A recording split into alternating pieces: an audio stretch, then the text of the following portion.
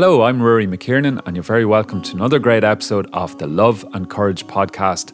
Before we get started, I want to say a huge heartfelt thanks, as always, to everybody who's been supporting the podcast in so many different ways, including chipping in as patrons and those who've shared and promoted it online.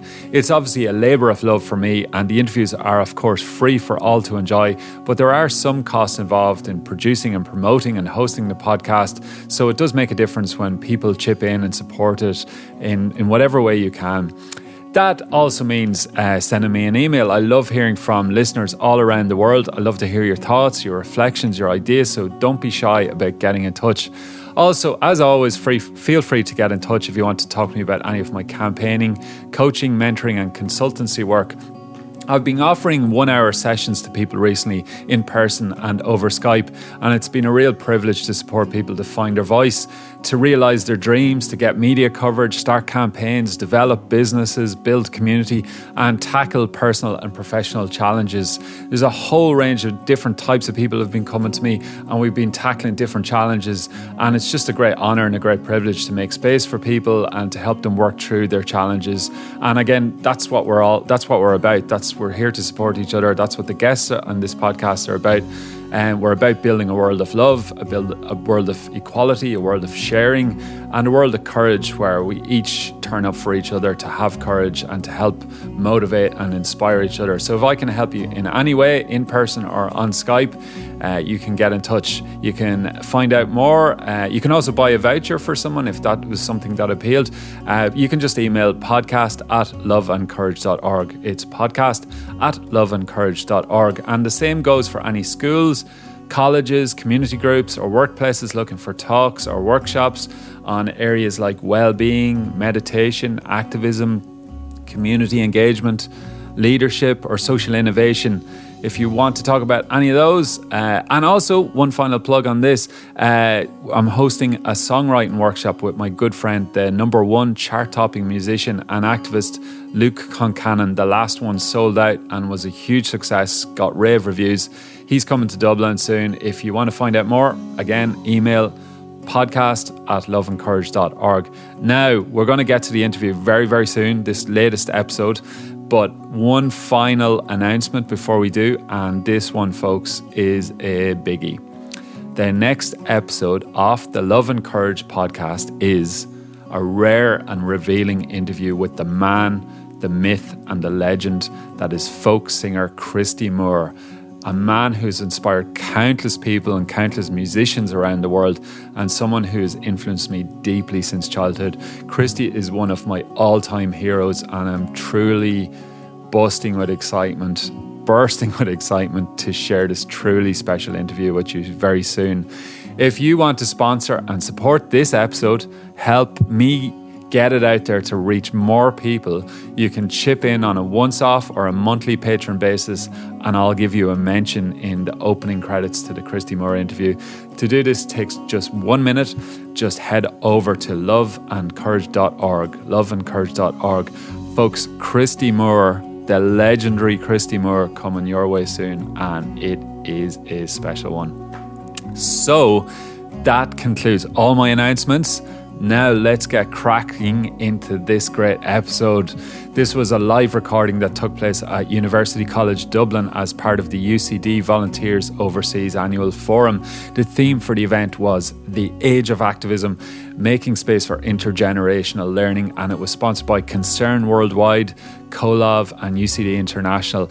It was a wide-ranging conversation featuring 3 inspirational voices for change. Not one, but 3 in this episode, folks. First up, we had Caoimhe Butterly, who's without doubt one of the most impressive and inspirational activists that I've ever met. She has lived in solidarity with communities in Mexico, in Guatemala, Haiti, Palestine, Iraq, Lebanon and elsewhere for over 15 years, and she spent the last 5 years involved in refugee, undocumented and asylum-seeker support networks in Greece, Lebanon, the Balkans, Calais and here in Ireland. She's now living in Dublin and studying and working in the area of systemic psychotherapy with a focus on collectively experienced trauma. Caoimhe is also a documentary maker and has made short documentary films, one of which The Border won an Irish Council for Civil Liberties Human Rights Award. Caoimhe is an absolute gem of a person, as is Cody Preston. Cody is from Jobstown in Tallaght, and he was a past UCDVO volunteer. He studied science at UCD and travelled to Haiti and India with UCDVO. As a young person, Cody attended Citywise Education, a grassroots organisation that promotes education in a fun, different and engaging way, something that I strongly believe is needed in the world, a whole rethink of education, but perhaps that's for another day, another podcast. Cody continued to stay involved with Citywise as a volunteer, and he now sits on the board of the charity. He's worked as a secondary school teacher for the last 10 years and was involved in the campaign to release one of his former students, who's Ibrahim Halawa, who people in Ireland but also elsewhere in the world know as he was nominated as an amnesty prisoner of conscience. He was arrested, I think he was just age of 17, and spent several years in an Egyptian prison when visiting with his family from Dublin. His father's originally Egyptian. They were visiting relatives in Egypt, and he got caught up in the disturbances there and was falsely imprisoned and went through a horrific time. And Cody was one of the people who spoke out and was able to counter some of the smear, racism and allegations that was pointed towards Ibrahim. And that's how I originally met him. I'd been involved in the campaign also. So back to Cody, you'll hear the Ibrahim story come up throughout the podcast, but back to Cody. Cody is also a youth award recipient from the Tallaght Person of the Year Awards, and he's been involved in a whole range of campaigns relating to young people, education and social justice, and you'll hear more about that very soon. So the last but not least of the three-person panel was Ursula Bari. Ursula is an associate professor in social economics and gender studies in the School of Social Policy, Social Work and Social Justice in UCD. Wow, what a mouthful that is, the School of Social Policy, Social Work and Social Justice. But a good place to be, no doubt. Ursula has wide-ranging experiences as a researcher and a policy analyst in the area of gender equality in Ireland. She's one of the leading people in this area, not just in Ireland, but in the EU and globally. And she has been a committed activist and writer on reproductive rights, gender equality, LGBT issues and human rights in Ireland since the 1970s. So she's been going a long time, and it was such a privilege to hear some of her stories from the past and to reflect on the current struggles and the commonality between them.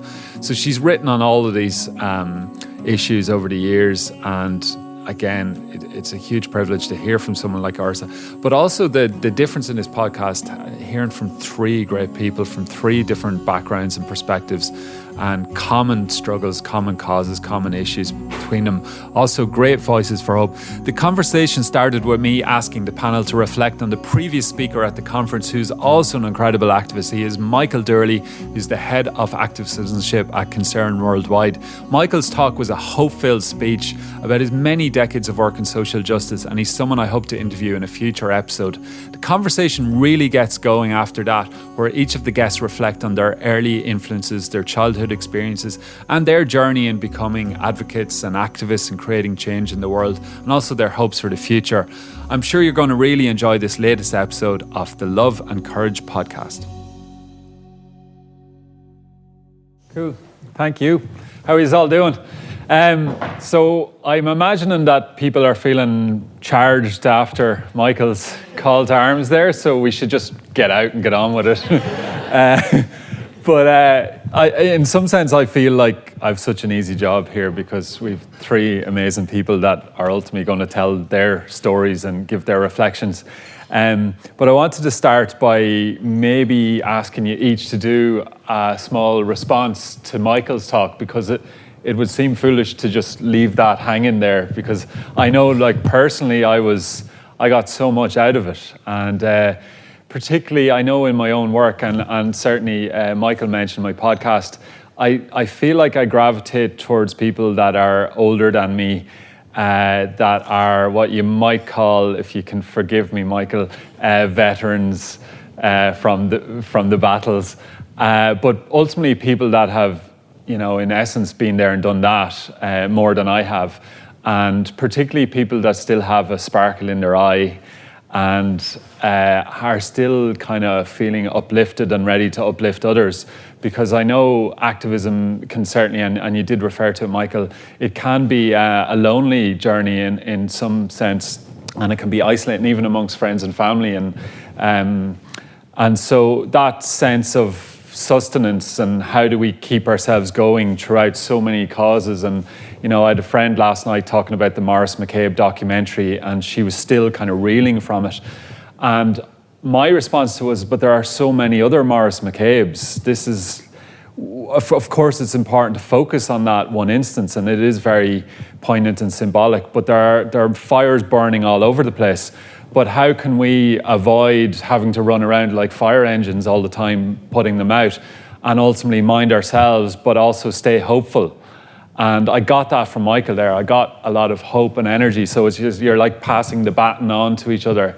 And I feel that's what we need to do in this room and today, that at the end of the day, we go and hand over the batons to many more people, so that however many people are in this room today, we multiply the effect and the energy of today to go out and reach not just dozens or hundreds, but many more thousands, if not hundreds of thousands. And why not? You know, it's so possible through our organising and through our communications. So that's my response to what I was feeling from Michael. And maybe if we'll just start with Cody, if you. Yeah, well, I just spoke to Michael briefly at the back there, and I said I was impressed by how much he got in and how efficiently he did it as well. Lots of stories and lots of examples of, you know, and uplifting things, because, you know, showing examples of where activism has worked, you know, because sometimes, you know, you can get the impression that sometimes things aren't going the way you hope they'll go. But there's lots of examples there that Michael gave of things that have changed as a result of people's activism. Yeah. So that's probably what I took from it, you know. Yeah, to celebrate the wins. Yeah. And that it's a journey as well. That's the word, isn't it? But you know that there's no end necessarily. That you know, activism has to just keep going. Yeah. And just keep doing its thing as long as it can. Yeah. Yeah, that's a good one. There's no definitive, then we're done. Yeah. Got that message from Michael. Yeah, great. Thanks, Cody. Ursula, what's come up for you?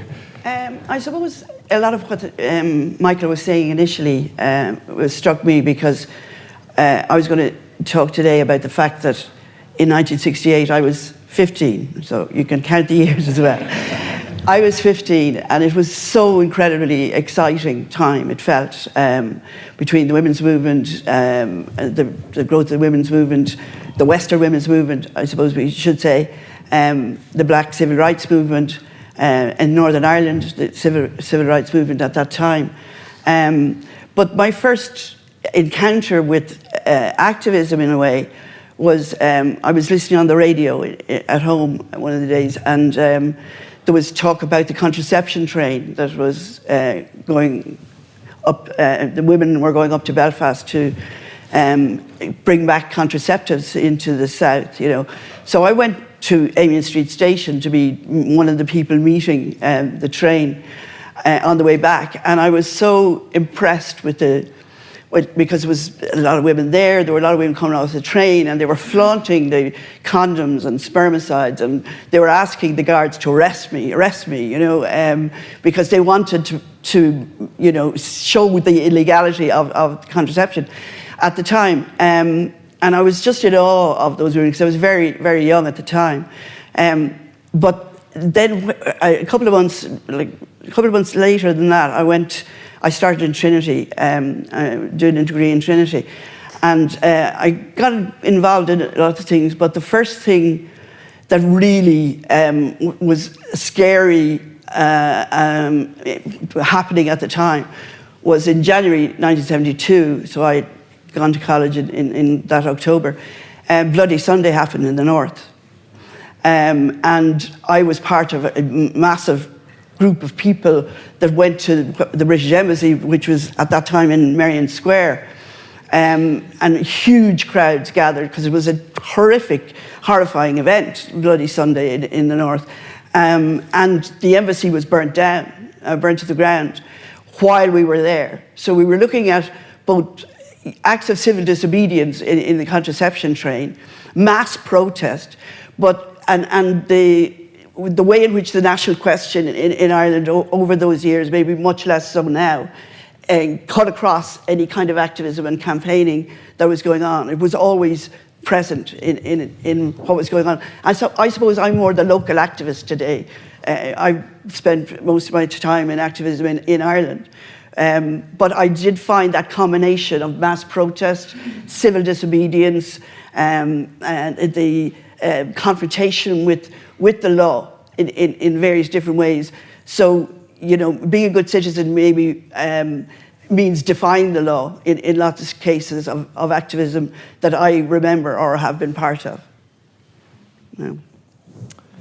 Caoimhe, thanks, Ursula. Caoimhe, what's on your mind?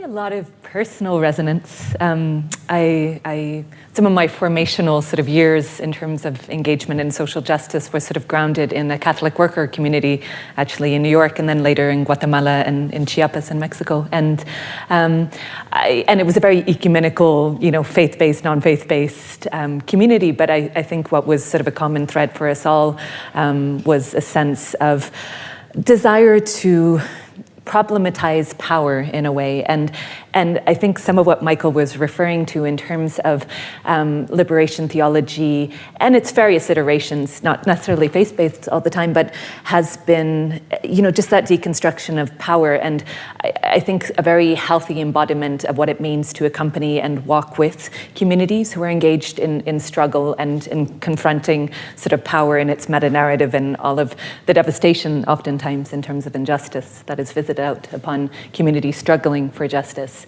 And it's something that resonates oftentimes in terms of how I view a lot of international solidarities these days, in the sense that I don't think we always have the most robust deconstruction of power and agency and representation. And in a way, the leadership that a lot of movements in Ireland at the moment are showing us in this deconstruction of power. And what comes to mind, when you were speaking, were groups like Massey, the movement of asylum seekers in Ireland, self-organized movements of people whose lived experiences and lived realities provide that compass, I think, in terms of where we slot in, which is obviously behind, but is just, it's self-reflexive.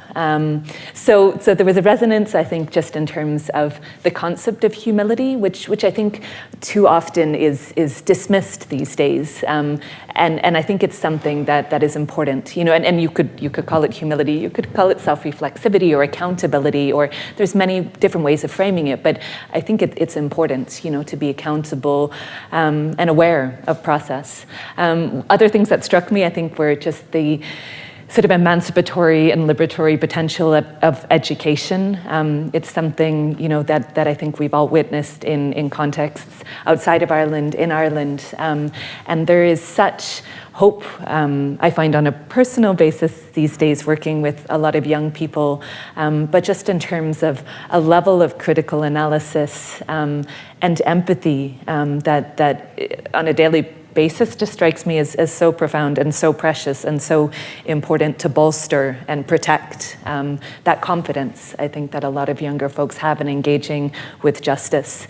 But I think what also struck me was a gratitude in a way for, as somebody who is from this country, in terms of historical lineage, in terms of my parents born here but spent the majority of my formative childhood and adult years living in other geographical contexts, I've always felt just a conflictual navigation of identity, when identity is sort of formed by the patchwork quilts of so many fragmented and yet cohesive identities in terms of what I carry and who I am. So it always provides comfort, I think, just to think of that there is so much richness here in terms of people of such good conscience, you know, in terms of civil rights movements here, in terms of feminist movements here in Ireland, and then people, you know, who have also engaged in so many different geographical contexts. And I've met so many of them, you know, in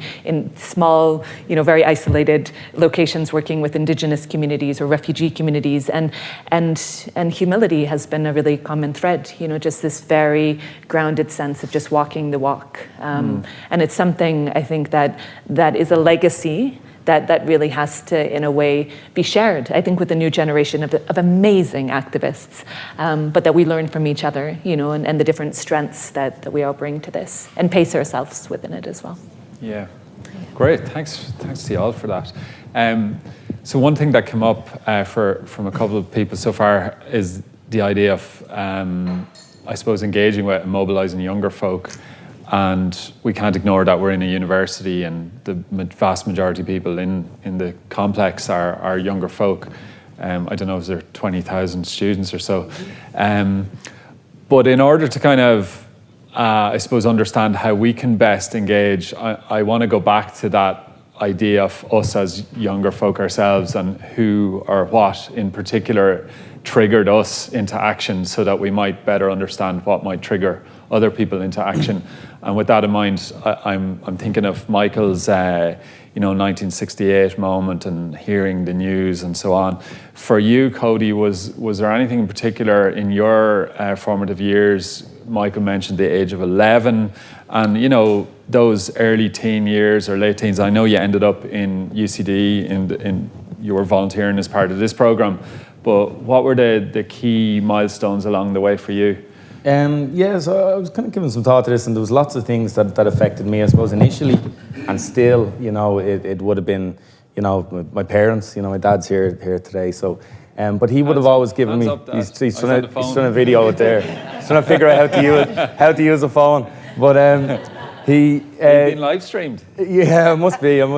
But I suppose my mother and father would have always kind of given me an idea that, you know, of caring for others, looking after others, that certain things on the news weren't right.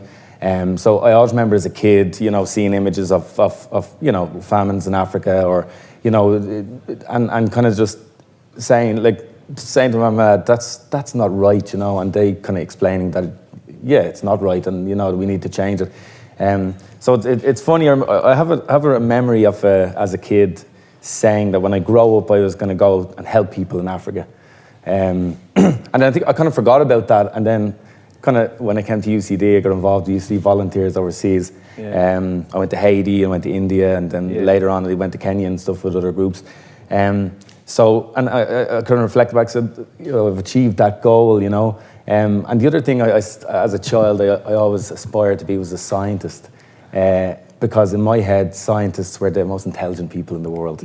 And again, kind of quite a roundabout way, I'd studied science here in UCD and became a teacher and stuff. But so I suppose initially it would have been family, parents who would have inspired me or got me thinking about social justice. And then later on, as I grew up, I got involved I'm still involved with a place called Citywise Education.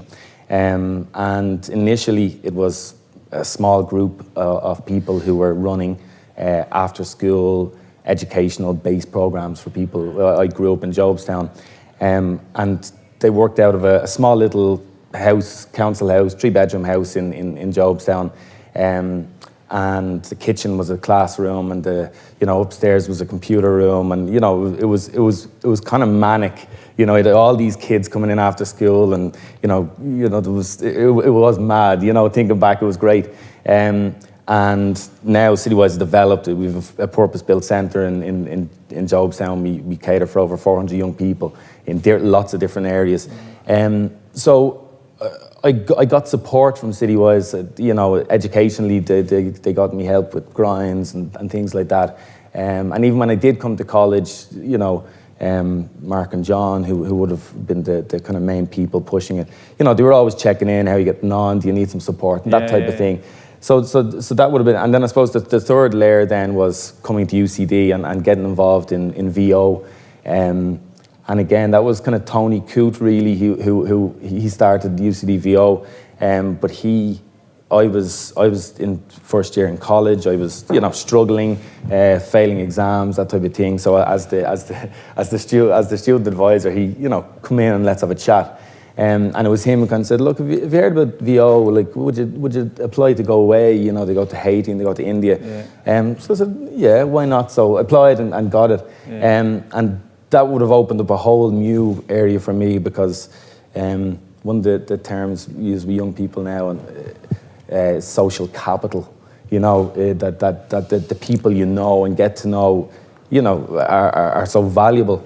And VO was great because you had people from, medicine, you had people from engineering, science, all parts of the country, all different backgrounds, all with a common kind of goal, which was to go over and to, do something positive, something small, Michael said he's, not going to change the world, and, VO isn't going to change the world, but, we did something small, something positive for people, and got a huge amount back in return. So I suppose they were all part of my activism and kind of, I suppose, value in education, which is kind of what I'm involved with now. Yeah, great. So kudos to the parents there while you're still filming.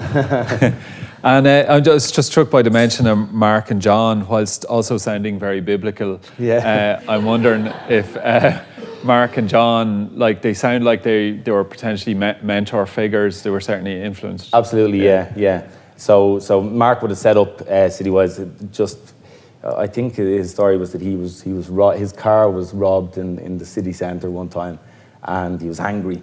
But he also said, well, why are people stealing cars, And, in his vision boils down to, education and empowerment. So that's really, so even now in Citywise, what we try and do, we do quite well, is that the young people who come up through Citywise, they get back involved with, volunteering and mentoring with the younger kids. Yeah. So we're building role models, because, often there can be negative role models for people in places like Jobstown, and we're trying to create positive role models. So I suppose they would have been role models for me, and then hopefully I'm a role model for other people, and then younger people coming through. So it's good. It works, I think. Cool. Yeah, great. Thanks.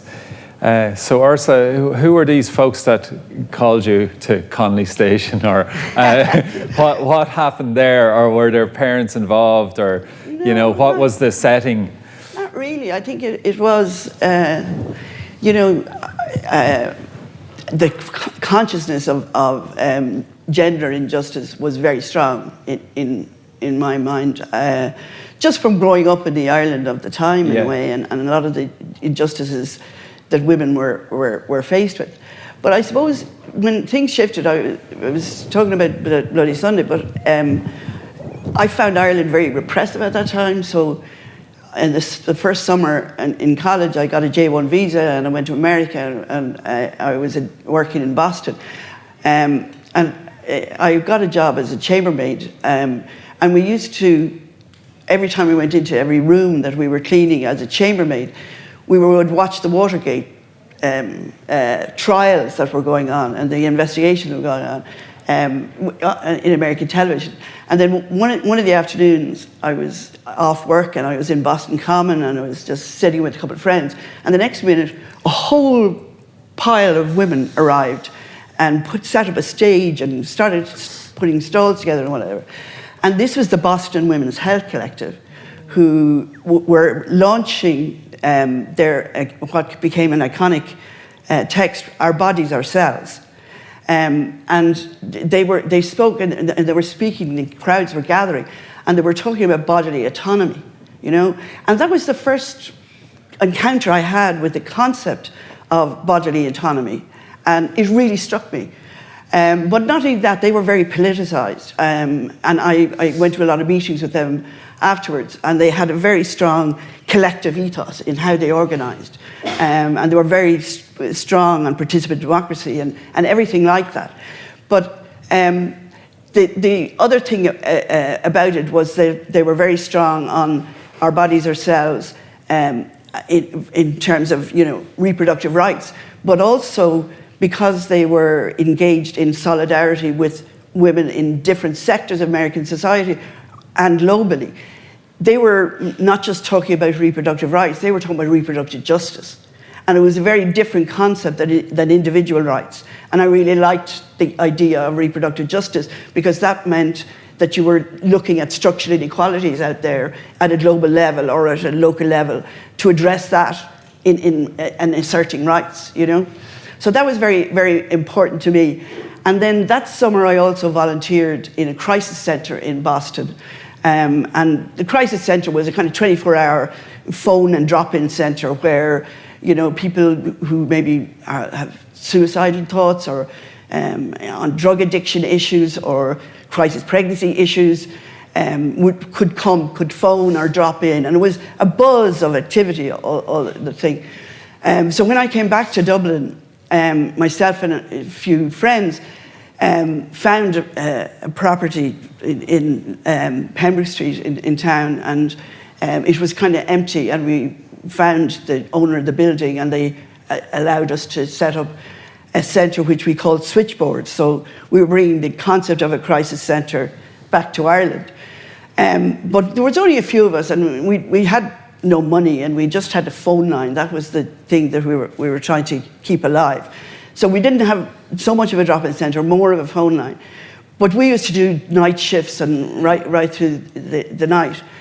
And that's when I really came in contact with the absolute isolation and shame and fear of women going through crisis pregnancies. And this is in the early 70s. And there was no advice centres, there was nothing around at that time. And we were on a really steep learning curve because we knew nothing. And we didn't know nothing about counselling or supporting people in that way.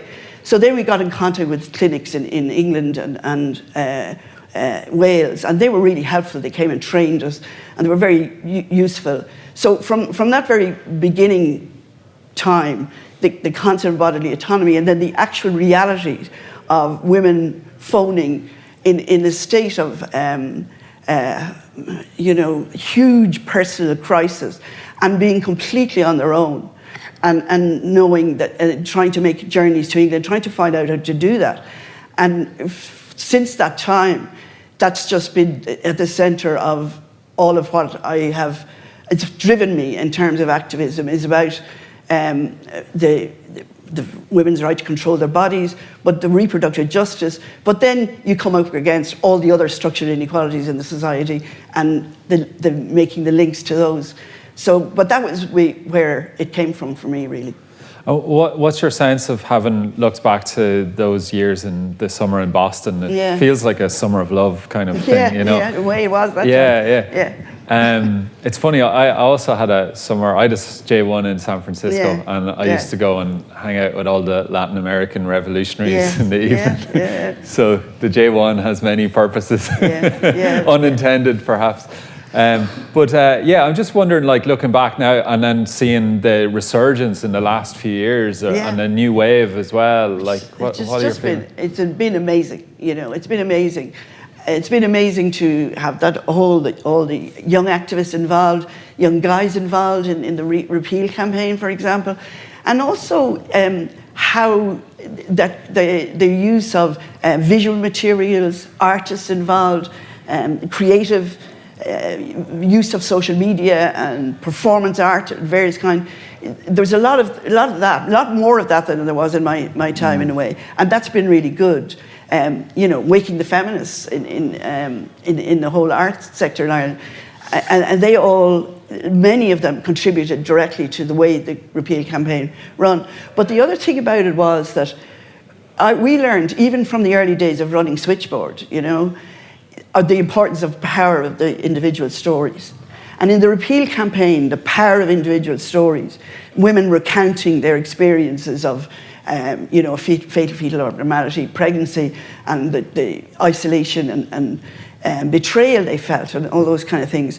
And the power of personal stories is something that has translated into the most contemporary form of activism, I think. And that was clear in the marriage equality referendum campaign, and was clear also in repeal.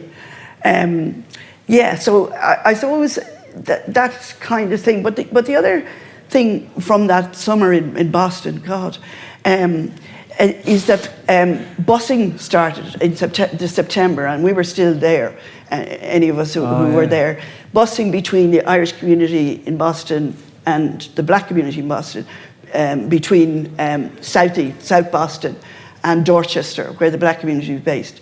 And I was absolutely shocked at the racism of the Irish community in Boston at that time. And they were aggressively stoning the buses with the black children on them, being bussed from one side to the other. And it was shocking. But it also brought to the very fore the racism and that whole core issue that is still at the heart of lots of struggles, you know, up to today and to the future, you know. Yeah. But it was shocking to see the anger and kind of bitterness of the Irish community. And then that you felt, is that my heritage? Like, is that where I'm from? Yeah. You know, it was weird. Yeah. Caoimhe, did you have any wild summers that stand out? I know that, I think I remember talking to you before and saying you had were you a bit of a punk or something? No, you definitely. There was definitely a teenage rebel, which wouldn't be shocking. Different iterations of self. I was thinking just in terms of those sort of seminal moments as you guys were speaking in terms of, shifts. One that I remember as a child was actually reading the diary of Anne Frank, and just as a 9-year-old, it blew me away. I mean, obviously the wider context of horrific injustice, but her strength and her courage, and so I had the good fortune, I think, as a child of going to an extremely interesting school in Canada. My parents went as migrants to Nova Scotia, and so I spent my childhood up until about the age of 12 in Canada, and the school that I went to was primarily first and second generation children of migrant families from all over the world, so it was an extremely diverse school, and in retrospect, when I think of it now, way ahead of its time in the sense of talking about racism and homophobia and sexism and multiple discriminations. And it was something that there was real robust conversation around within our learning experience. So in a way, when I think now that I'm sort of delving into very critical development education, it's something that I hold as a very positive example of what that compass, can elicit and translate into long-term. My family moved around a lot as I was growing up, so there were different concurrent threads. I work primarily now with refugee, asylum-seeker, and undocumented communities, and again, in terms of continuity, my parents, I remember at the time in Canada, there were a lot of families from Vietnam and Cambodia who were in their initial stages of seeking asylum in Canada, and we had a spare room, so part of my childhood was growing up, with various different families coming and going in sort of their first steps in that journey, that very long and arduous and deeply disempowering journey as I've witnessed and worked with as an adult now. I get it more when I think just a lot of the multiple challenges and dislocations and identity reformation and pain, of that process. We then moved geographically to Mauritius and later to Zimbabwe. And in Mauritius, again, just a very inspirational educator. I went to a school that had a head who really validated my emerging feminism as a young woman and bolstered it and was amazing. She was just this formidable educator, just very inspirational and very grounded, and I felt there was a real mutuality of respect, which was something amazing as a 13-year-old, to be in contact with an older woman who just, there was horizontality. And then later to Zimbabwe. And I think Zimbabwe was sort of another, just sort of seminal moment in terms of political consciousness in the sense that we were white and we weren't there as settler colonists. My parents were there sort of in a development/humanitarian capacity. But I felt the profound shame of my skin color and the legacy of what it represented. And I read Frantz Fanon as a teenager, and it put a language around everything that was just brewing and storming in the sense of just that level of shame, because it was visceral. And I got involved as a teenager in one of my teenage iterations, rebellions, sort of sneaking out of school to go join demonstrations with the then sort of nascent movement for democratic change. And again, just had the good fortune of as a much younger person, sort of being taken seriously by much older sort of activists who later became very dear friends, who were engaged in different forms of social justice organizing. And then later to the Middle East, via the Catholic worker, via Guatemala and Chiapas for a few years, and then Palestine, Iraq, and Lebanon. So I always find it's hard, to answer simple questions. Where are you from? But and others. What's the crack? Anything going on? And I'm trying really hard in an Irish context of just distilling, reducing down, particularly the storming thoughts in terms of, what are you involved in these days, to something that is tangible and transferable in a soundbite. I'm not good at sound bites. I'm trying to get better. What's your career trajectory? Hey. So in terms of teenage rebellion, it never, and this is where I rejoice in seeing the fun that's involved in campaigning these days, around really serious, painful experiences, but, the art, the creativity, the stories, the humor, because I think maybe I come from a tradition of very serious activism. We've got senses of humor, but I don't think we gave ourselves the permission, for maybe more joyous exploration of the issues that, we were navigating. I still find it very hard ever. I'm a single parent of a 7-year-old, but I realized recently, I'm not so young, I noticed you turned to me when you referred to youth. But I decided to mark a momentous birthday by doing something that I haven't done in years, which was actually going to see Florence and the Machine. And it was the most brilliant experience. And I cycled home at 1 a.m. just literally buzzing with the energy of that concert. And the friend and comrade who babysits my son, she saw me and she was just like, but I realized I never try and find childcare for anything other than a conference or a demonstration or a workshop where, it's all got to be really serious. And so I decided that in my next decade, I'm all about the concerts and the dancing and the joy and recognizing in a way, because I've always seen that as a right for other people, that is such a potent form of resistance, of creating that joy in a context where, one's very existence is a very potent form of resistance, to death, to destruction, to, just the process of disempowerment that is so omnipresent in our world in so many ways, and yet there is such a beauty in the resistance to that. So I want to give myself permission to join more of that, and not to, I think a lot of it is sort of maybe older Marxist, although I more identify with anarchism, but older sort of Marxist traditions of, what is perceived as almost frivolous when it's so not. It's so integral to sustainability, to community building. And joy is such a potent, and I don't want to use the word of weaponry in the sense, because I really took Michael's point, in some ways, about the battle, even though sometimes it is really a battle, sometimes it feels like a battle, but it is just maybe such a potent tool in terms of just, our subjectivities and recognizing the complexities that we all bring into the space of organizing, and the need to nurture that, to grow those seeds. And there's this powerful expression that was sort of repopularized. It was from an older Mexican poem, but it was repopularized around Oaxaca and also the disappearance of student activists. And they were talking about the burying of, they tried to bury us and they forgot that we were seeds. And that just resonates with me on so many levels, in the sense of the pain of that, and just thinking, it really brought up for me just the concept of sort of mass graves and the unmarked graves, the unmourned, the lack of ritual around passing in death and very violent death, and of disappearances in a Latin American context, such a profoundly painful legacy and history of enforced disappearance, but also just of those tender shoots, of legacy of those memories, and also of resistance.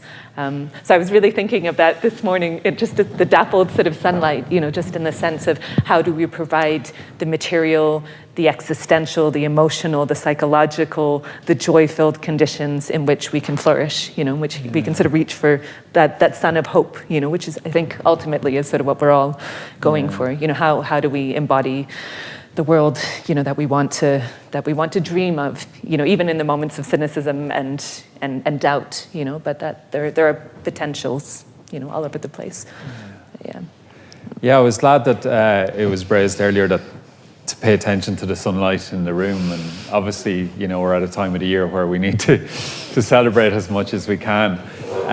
But there's something in the activism world whereby it's the ability to hold the dark and the light in equal measure, if you like, or not to fall too much into one or the other. Because if we go too much into the light, we can ignore the reality of the dark to an extent. And I was struck by that, what you said, Ursula, about just seeing the stoning, your people stoning these other people that had potentially escaped in previous generations, and then your own experiences in war zones, Caoimhe. And I want to go to you, Cody, because we first made contact a few years ago. This is our first time, obviously, meeting, but it was during the imprisonment of Ibrahim Halawa. And I can't quite recall exactly how we made contact, but we'd somehow figured out that we were both concerned, and it turns out that Cody was Ibrahim Halawa's school teacher. And having been involved and followed things over the years, the level of vitriol and hate and smear that was going on about Ibrahim, and misinformation, disinformation. Now, there was also the inverse of solidarity was amazing and ultimately succeeded. But how did you experience all of that? Because you're in his community, if you like, and you were seeing these stories about this guy that you knew that weren't true. The vitriol was hard. Like at one point I just said, okay, I'm not getting, I spent time on, people say never go to the comment section in the journal, but I actually spent time arguing with people in there, which taught me something about activism, that, there's certain things that, there's just no point in trying to change.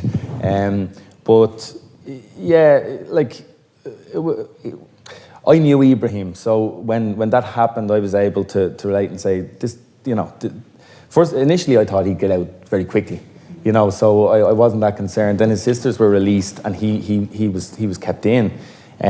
So I started to just try and find out more, and the Amnesty International had quite a good report of eyewitness reports and all the rest. And I was concerned, why isn't this guy getting out of prison? I couldn't understand it. So I just started to email politicians. I got the list of 166, I think, TDs in the Dáil, emailed every one of them. I think I got replies from maybe 15 or 16 of them. Most of them just didn't come back to me. It's not bad going. Is it not? Right. And then Lynn Boylan, who's a Sinn Féin MP, she kind of said to me, look, you should send that.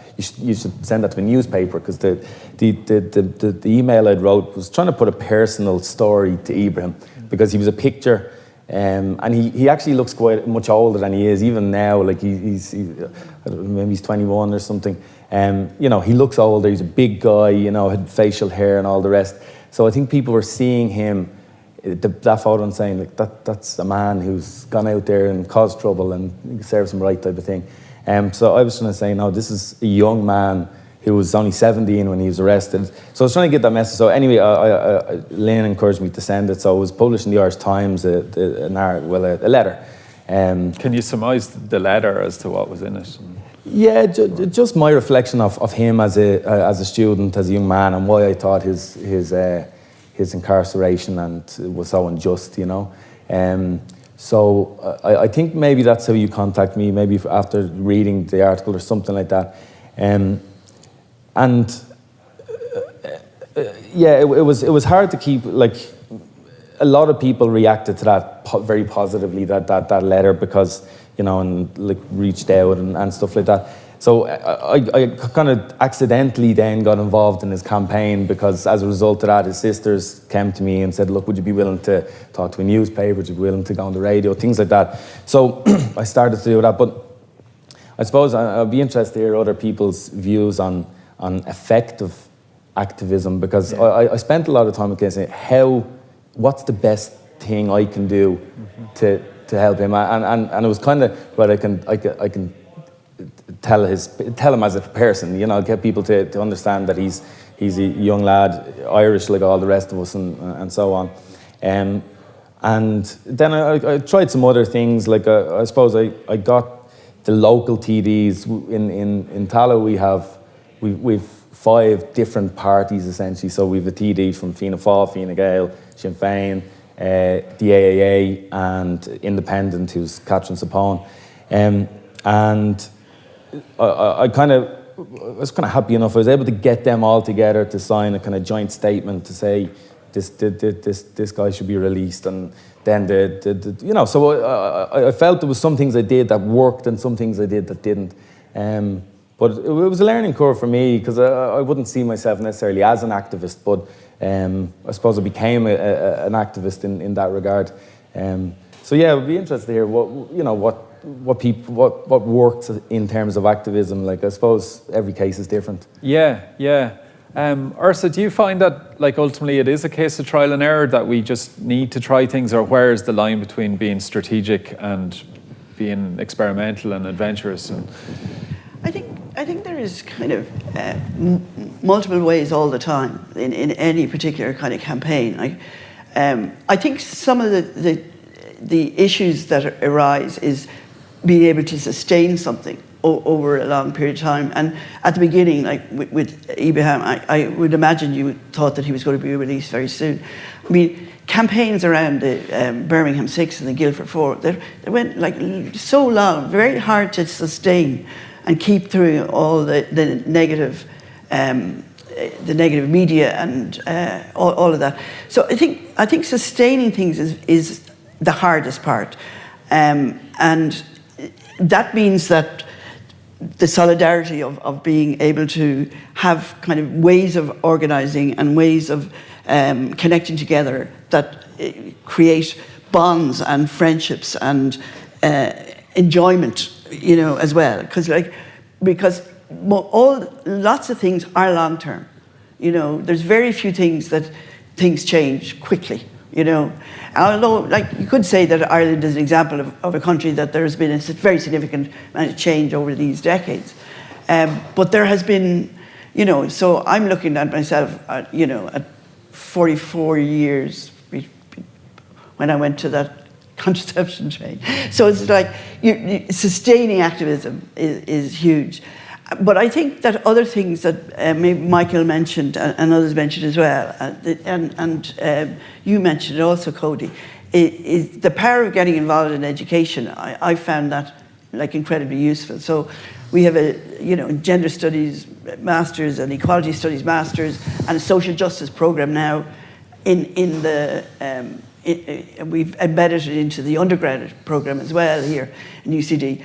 But and you know, the amount you get back from the students in the classroom, you know, that are committed to equality, you know, gender justice, committed to social justice generally, and they want so much to do things. They want things to change, and sometimes it's like, why isn't it just all happening? And I keep saying, well, like, it took all these decades. You know, I feel like I'm one of those kind of reminding people of, you know, that it took a lot of centuries and to get us where we are, and it's going to take a lot of unraveling as well, you know. But I think it's about sustaining things and having forms of solidarity between us and cross situations that, because we gained a huge amount from, in the marriage equality and the repeal campaign, we gained a huge amount from international solidarity expressed to Irish people.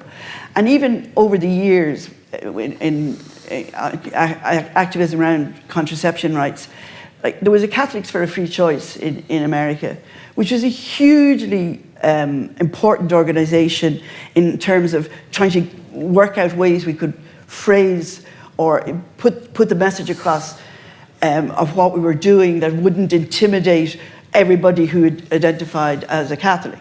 So the language of Catholics for a Free Choice was really important in trying to think about how we could argue for a system in which a particular perspective did not become dictated by law. And Catholics for a Free Choice, we had the language and the framework that was very helpful for us. So, as they drew so much from liberation theology, or they drew from Paulo Freire, they drew from various different writers and actors. So that was important, I think,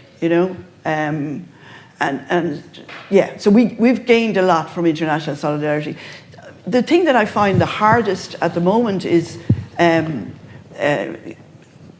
was talking about it, but about the direct provision system and the system of undocumented. Because when I'm from a feminist looking back at and we're talking about the Magdalene laundries and the incarceration, the levels of incarceration that went on for women who were outside the norm at some level, and very high rates, and that we're revealing all these secrets and people are shocked by them in a way. And Catherine Corliss and the incredible work she's done in Tuam, and people are shocked at the idea of these unmarked mass graves of small, tiny children and babies. But then we're maintaining a system of direct provision, and I find it hard that it doesn't seem to be possible to generate sufficient rejection of that, or a sufficient support to make that not a happening thing anymore. And that's very disappointing, because it's been going on incredibly length of time, and at the same time, there's a really a lot of silence and prejudice against that situation, and it doesn't seem it's going to change significantly very fast. Even when the right to work has been established to a certain extent, that's been so limited that it's only benefiting a small minority of those in direct provision. So that's kind of a despairing area for me, that we have that, and we have different forms of kind of incarceration of people, and that we can allow that and then be shamed by what we did before. So I don't get that a lot of the time. Yeah, and then we're reminded with the complicity in the fact that Aramark are here in UCD, and there are many other colleges. They have the contract for so many of the centres. So Caoimhe, like a lot of your work, we talked about international solidarity there, but particularly around refugees and asylum seekers. Obviously the last few years we've seen Calais, we've seen camps popping up all over Europe and Fortress Europe. It feels to me that it's kind of gone off the agenda a little bit, or a lot. And how then do we pick up or increase our solidarity efforts? Where are things at now in terms of how you see them? Because you're still traveling a lot. It's something I think that a lot of us involved in different solidarity and anti-racism movements are in a lot of discussion about at the moment. And I think there's a consciousness in a way that for many of us who have been engaged in this work, that in a way we've been almost subsumed into a relationship of service provision over the past 5 years. And that's partially in response to, the quote-unquote crisis, and I wouldn't call it a crisis, I think that can be problematized. Harsha Walia, actually a very great decolonial and anti-racism activist and scholar from Canada, sort of refers to it as border panics, which I think is a more apt term. But in response to the vacuum of state sort of presence, other than securitized and militarized borders, what we've seen oftentimes is the very most basic sort of humanitarian and immediate needs of those who are seeking refuge, and making these journeys have been unmet or unresponded to. And I think there's a lot of deliberateness around that. But as a result, a lot of the enormous, and I think in a way, and there is a context of a lot of complicity and overt racism, of a shift to the right, of populism, of a very scary iterations of fascism in many different contexts. But concurrent to that, there has also been enormous outpourings of goodwill, of hospitality, of welcome, and of dissent, to the meta-narrative of a securitized, bordered Europe. But in that, I think a lot of us who perhaps would have been focusing more on policies and the very devastating impacts of policies, that have become realities, such as direct provision, which was supposed to be temporary, and has morphed into this profoundly disempowering, devastating system for those caught, in the limbo of it. But instead of focusing on that, instead of focusing on the criminalization now of search and rescue operatives, in ships in the Mediterranean, instead of focusing on, outsourcing, detention into contexts such as Libya, where there are systematic human rights violations, torture, gender-based sexual violence, et cetera, visited out upon those who are caught there. But instead of focusing on that, perhaps we've been trying to cook the soup and, crowdfund for the temporary structures in Calais that will then be bulldozed, and, the mobile field clinics and the psychosocial activities and all of these things, the temporary schools and all of these things which are utterly temporary, because we know that they are delegitimized by virtue of them existing in informal refugee contexts, and so there is a lot of conversation going on in this context where, the death toll continues to increase in the Mediterranean and in the Aegean, in which, the non-publicized but equally as horrific death toll in the Sonora Desert, in the Sahara Desert, continues to increase as those that we work with continue to make these perilous journeys in the back of refrigerated trucks and holding on, to the axles underneath trucks, trying to cross the channel, etc. Where are we, and I think what a lot of us are feeling in a very heavy way these days is that we've lost enormous ground, both to the right, but also in terms of these solidifying policies. And I think it's most sort of illustrative, example that certainly, a lot of us who have been trying to support the work of the search and rescue teams in the Mediterranean are grappling with, is the fact that this work is being steadily criminalized and delegitimized. And there has been an attempt, not only with the deflagging of ships, but with, the locking in of ships at port, with, the fact that there is sort of a case playing out at the moment where a Spanish a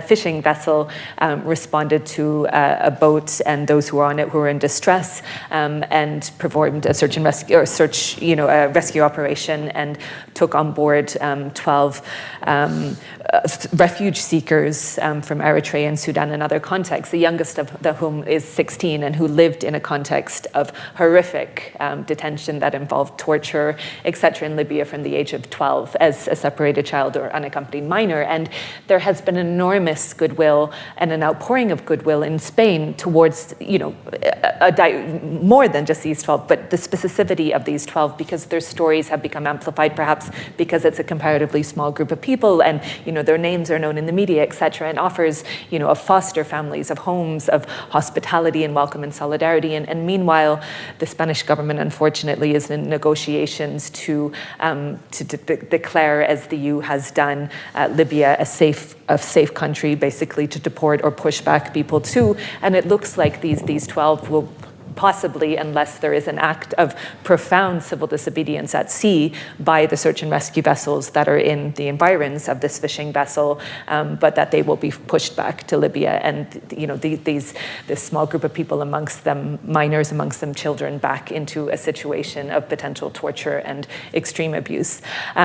So in this, I'd see, in a way, those that are engaging, in the freedom rides, those who are engaging in profound acts of civil disobedience at the moment are those, both who are making this journey, most definitely, because Europe's borders did not open sort of magnanimously. They did not open without, the civil disobedience of people who cut through the wire, who pushed their children through and who declared that they had a right to live lives of safety and of possibility. Because I think too often times we fall into this false dichotomy of refugees and quote unquote economic migrants, which is such a problematic term on so many levels, but that we deny not only, the human lived history of migration that has been so fundamental to the construction of the world that we know it, but also, that wanting to live a life of more possibility, of more choice, of more potentiality is a fundamental, I see it, many of us see it as a fundamental human right.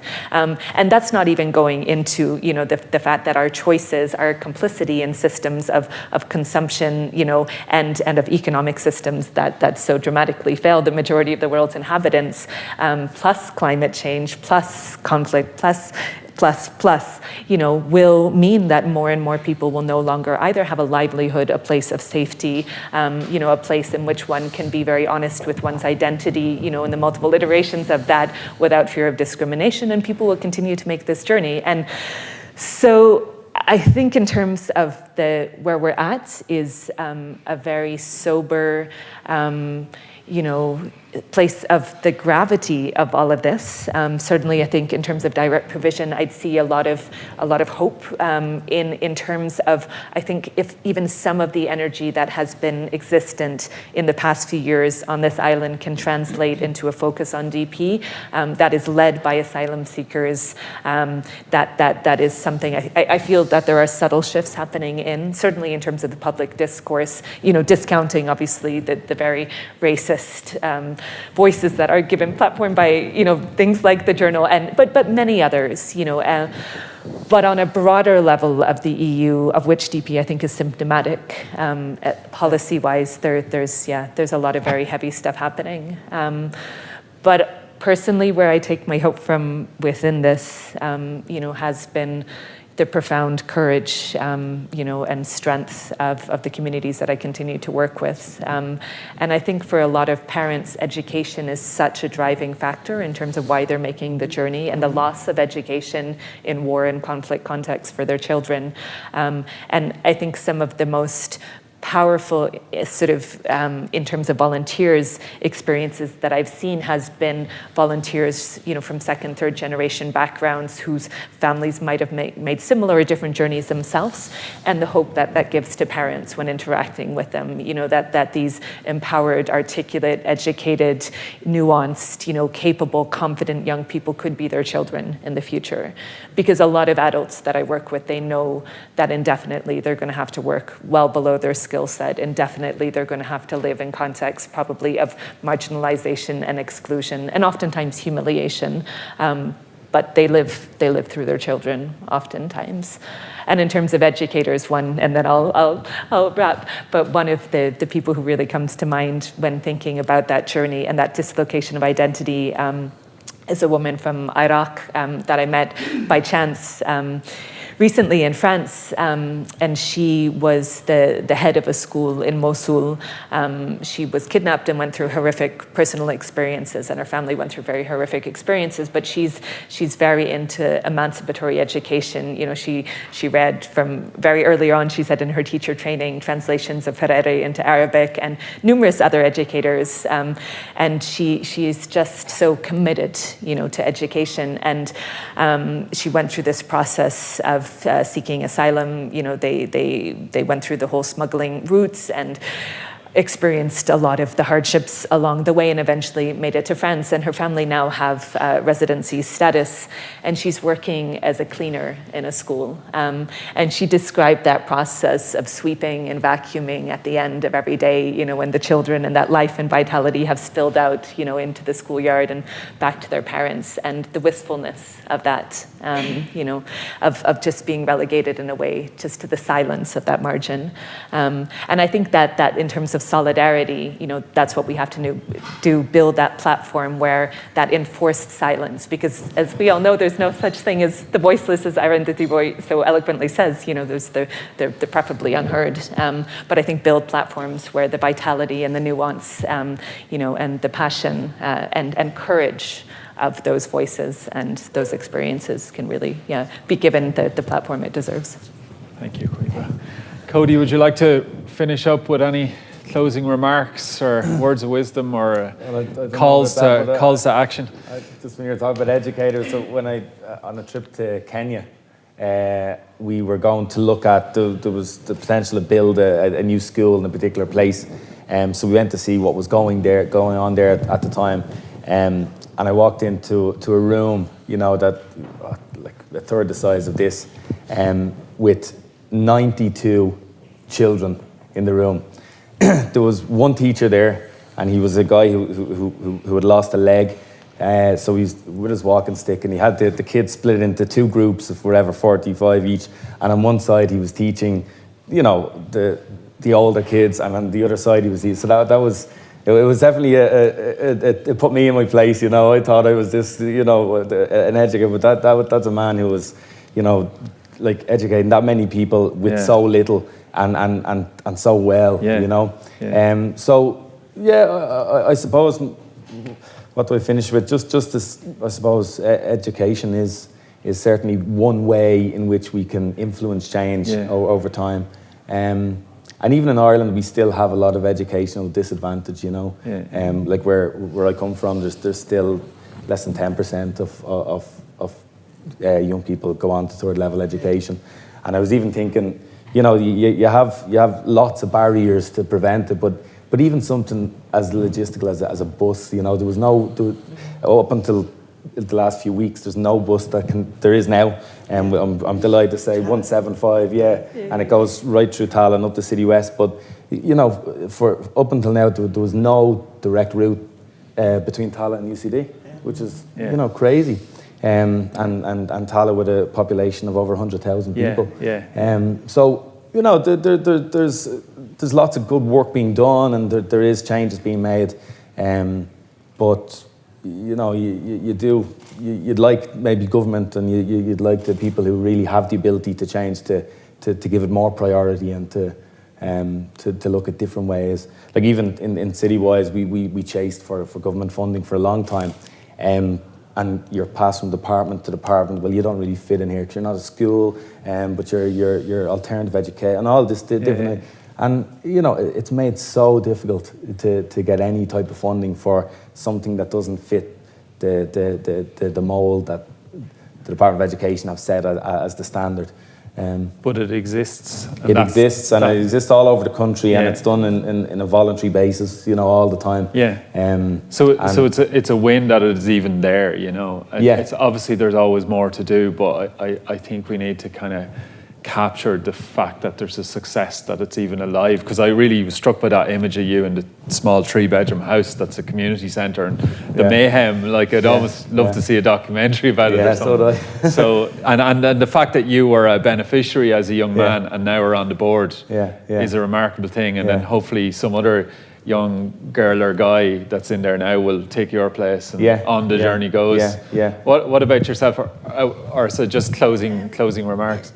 It just struck me, but it's an anecdote or a particular story from my own past, but about getting put in your place, in the 70s there was this contraception action program, and we used to have stalls and bring stuff down from the north, and pop-up stalls, like we do that in shopping centres and stuff like that.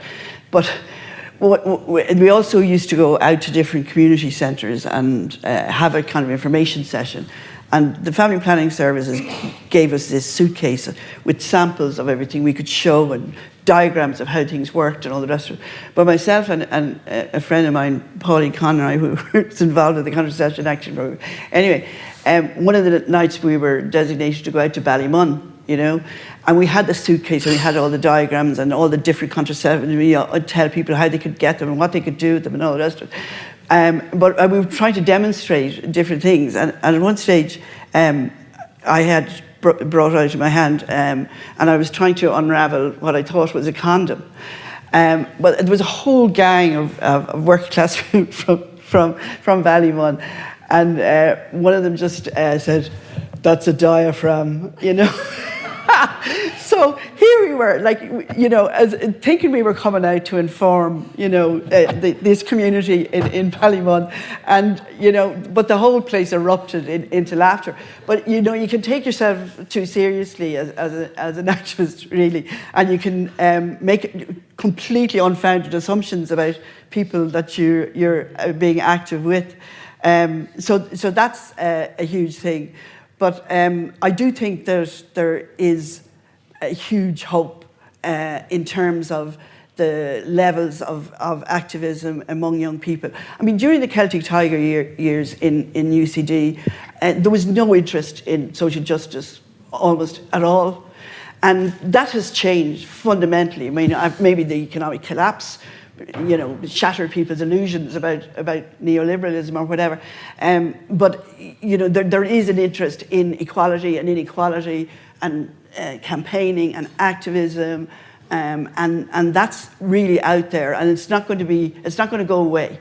You know, there will be lulls and there will be ups and downs at different times. But I think that power that's a powerful source of contesting and confronting those things that are, you know, continue to repress creativity and potentiality of people in Ireland and internationally, I suppose. Anyway, that's it.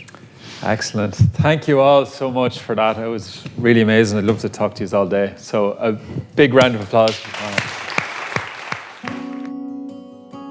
Hello, Rory here again. Before you go, this is just another quick request to support the Love and Courage podcast in any way you can. If you can share this episode with your friends and networks and chip in online at loveandcourage.org, it would really mean a lot. Also, feel free to email me your thoughts, reflections and questions to podcast@loveandcourage.org. Thanks again for all your support. Here's to you, to all of us in creating a better world for all, a world of love and courage.